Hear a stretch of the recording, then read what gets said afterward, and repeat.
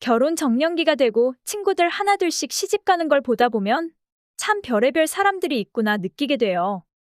결혼 준비 중에 싸우는 커플, 양가 가족들이 만나서 파혼하는 경우, 무례한 상대방 부모의 파혼을 요구하는 경우 등등이요. 그 중에서도 제가 가장 역대급 가족을 만난 것 같네요. 제 이야기를 들려드릴까 합니다. 제 남자친구는 서울로 취직을 하면서 부모님으로부터 독립을 했어요. 특이하게도 남자친구는 누나와 함께 살고 있었습니다. 저도 처음엔 오해를 했었어요. 누나가 아니라 숨겨둔 여자친구고 저와 양다리를 하는 것이 아닌가 했었죠. 그 오해는 금방 풀렸어요. 둘은 너무도 많이 닮았고 남자친구가 가족 사진을 보여줬거든요. 그래도 장성한 남매가 같이 사는 경우가 드물어서 그 연유를 물어봤어요.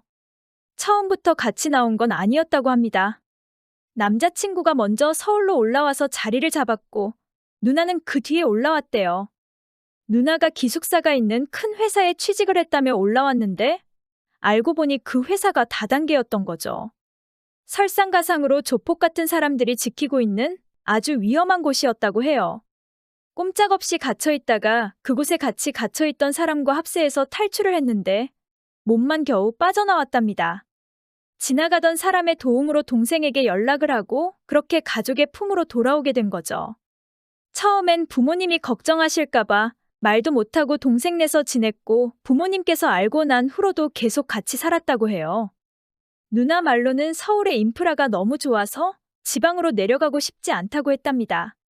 남자친구의 상황은 이래요. 누나와 함께 산다는 점만 빼면 너무도 평범했어요. 남자친구와 저는 같은 직장에 다니고 있어서 벌이도 비슷했거든요. 결혼은 현실이라는데 경제력이 넉넉하니 문제가 없을 거라 생각했죠. 정식으로 청혼을 받고 서로 의견 조율을 하는데 남자친구가 누나 얘기를 꺼냈어요. 우리 누나랑 같이 살아야 할 것 같아. 집 때문에 그래? 지금 살고 있는 집 보증금 빼면 누나가 갈 데가 없어서? 그것도 그렇고 아직 누나가 자리를 못 잡았거든. 맨몸으로 나가시라고 할 수는 없지. 그럼 그냥 그 집 보증금 누나한테 드리고 와. 월세도 한 3개월 정도는 자기가 내드리고. 석 달 정도면 취업 준비하시기에 충분하겠지. 3개월 후에도 직장 못 구하면 어떡해? 그럼 본가로 내려가던가 부모님하고 상의해서 어떻게든 하시지 않겠어? 남자친구의 재산 중 큰 부분인 보증금을 포기하고 월세 몇 달치까지 양보했으면 제 할 도리는 다 했다고 생각해요. 사실 이것도 감지덕지라 생각해요. 누가 시누이 방세까지 내주나요? 남자친구 돈인데 네가 무슨 양보를 했냐고 생각하실 수도 있어요. 하지만 남자친구가 자기 몫의 보증금을 포기하면 결혼 자금의 꽤 많은 부분이 빠져버립니다. 보증금까지 포함해야 저와 비슷한 수준이에요. 근데 그게 빠진다면 남자친구는 제 결혼 자금에 비해서 한참 부족한 돈을 가지고 장가를 오게 되는 겁니다. 다들 아시겠지만 서울은 월세집 보증금도 만만치 않아요. 남자친구가 살던 집 보증금이 1,000만 원 이상이라는 것만 말씀드리겠습니다. 누나가 왜 현재 무직 상태인지, 그동안 어디 취업은 했었는지 이런 건 묻지도 않았어요. 피치 못할 사정이 있었을 수도 있으니 현재 상황을 그대로 받아들이고 넘어가줬습니다. 그렇게 정리될 줄 알았던 누나의 거처 문제는 거기서 끝이 아니었어요. 누나가 저희와 함께 살아야겠다며 저와 직접 얘기하겠다며 나오셨거든요. 저희는 셋이 모여 대화를 하게 되었어요. 나는 당장 취직할 생각이 없어. 너도 내 얘기 들었다며? 그런 무서운 일을 겪었는데 취직이 쉽겠어? 난 아직도 무섭거든. 네? 서울이 좋아서 안 내려가신다고 하시지 않았어요? 근데 무서우시다고요? 무서운 건 무서운 거고 좋은 건 좋은 거지. 그럼 언제쯤 직장 잡을 생각이신데요? 그건 나도 모르겠는데. 차라리 본가로 가시는 게 낫지 않아요? 이 나이에 어떻게 부모님께 기대겠어? 부모님 걱정시키기 싫어. 동생한테 기대는 것도 말이 안 되죠. 저희더러 언니 몫의 생활비를 달라는 거잖아요. 누나가 사치를 하는 성격도 아니고 집안일도 많이 도와줄 거야. 집안일은 내가 해도 충분해. 우리가 억만장자야? 지금부터 열심히 모아서 미래를 생각해야지. 내가 왜 언니까지 먹여 살려야 되는 건데? 남도 아니고 가족인데 어떻게 모른 척해. 나가서 굶어 죽으라고 해? 그럴 수는 없잖아. 내가 별의별 얘기는 다 들어봤어도 신우이가 신혼집에 들어와서 산다는 얘기는 처음 듣는다. 이게 말이 되니? 사람 목숨이 걸린 일인데? 이해해줄 수 없어?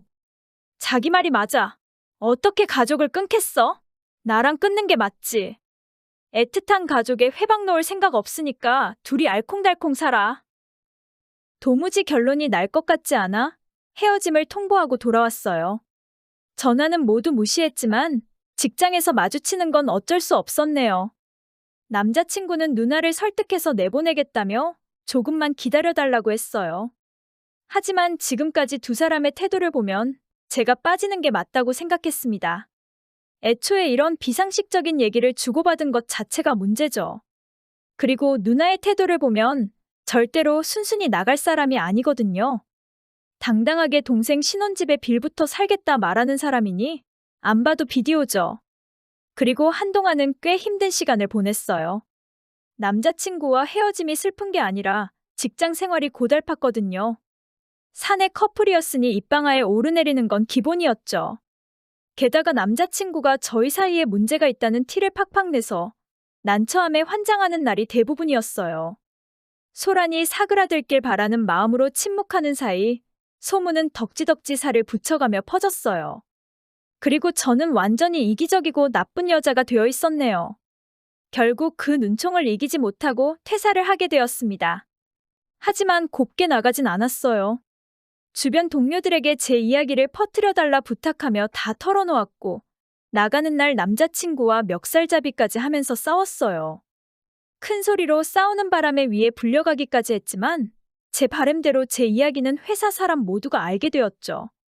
창피함은 남은 사람의 몫이잖아요.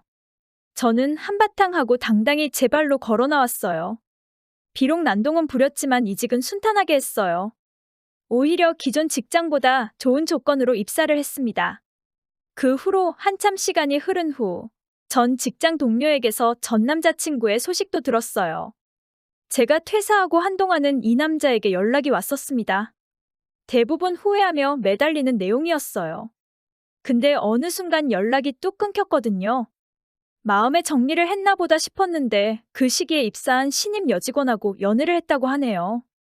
신입 여직원이 어려서 그런지 연애하는 티를 팍팍 내서 모를 수가 없었대요. 그리고 결혼 얘기까지 나왔었는데 현재 결혼은 엎어진 상태라 하더라고요. 다들 예상하시다시피 저와 같은 이유였어요. 근데 이 철없는 아가씨가 얼마나 티를 냈는지 얘기해주는 직장 동료가 고개를 절레절레 젓더라고요. 울고불고 난리는 기본이고 남자친구 들리게 대놓고 앞에서 흉을 보고 저 남자와 결혼하면 시어머니가 둘이라는 둥. 자기가 저 남자랑 결혼하는 건지 저 남자의 누나와 결혼하는 건지 모르겠다는 둥. 아주 난리도 아니었답니다. 이 아가씨의 행동이 철없긴 했지만 비난은 남자친구에게 더 많이 쏟아졌다고 하네요. 저와 헤어졌을 때 느낀 게 없었냐며 그런 식이면 평생 결혼 못한다 소리 듣고 있다네요. 그래도 먹여 살려야 하는 누나가 있어서인지 퇴직은 안 한 모양이더라고요. 지팔직곤이라고 지팔자 지가 잘 말아먹고 계시더라고요. 드라마를 보는 것처럼 얼마나 웃기던지. 보통 전 남자친구 얘기를 들으면 아련하고 그런 마음이 들어야 정상인데 저는 얼마나 웃었는지 몰라요. 물론 저도 아직 결혼을 못한 상태지만 저런 남자와 결혼하느니 혼자가 낫겠다 싶어요. 이제는 정말 저 남자의 이름 석자를 제 머릿속에서 싹 지워버리고 제 인생 열심히 살렵니다. 누구처럼 동생한테 빌붙는 그런 여자는 되지 말아야죠. 그렇죠?